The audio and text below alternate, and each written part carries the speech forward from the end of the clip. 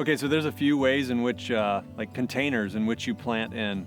You know, you got your raised beds, you got your pots.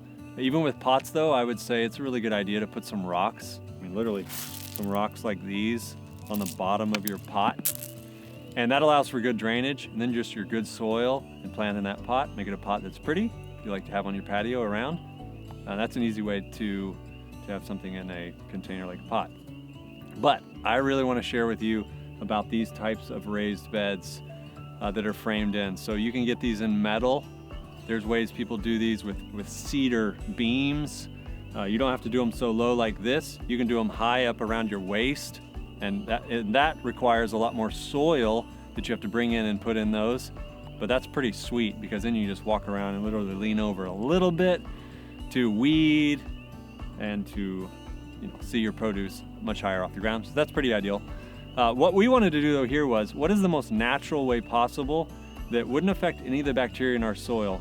And I'd read so much that I'm like, you know what? Everything affects the bacteria in the soil.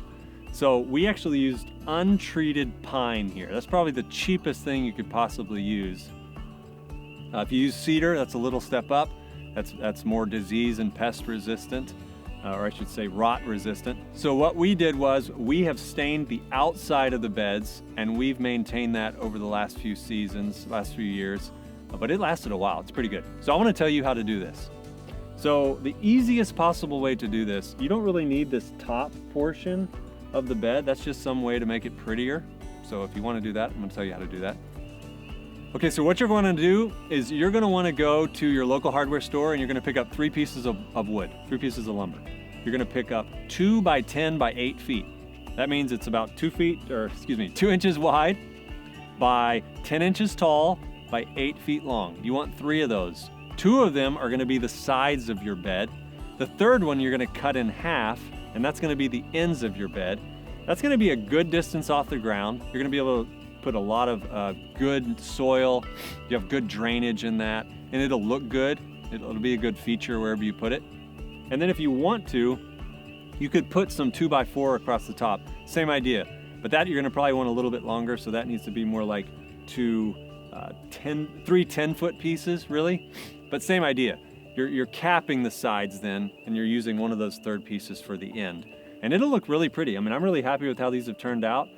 You could use pressure treated. Like I said, there's some concern over, do some of those chemicals leach in, but pressure treated will last a lot longer. Here we did untreated, a number 2 pine, and we've been really happy with it.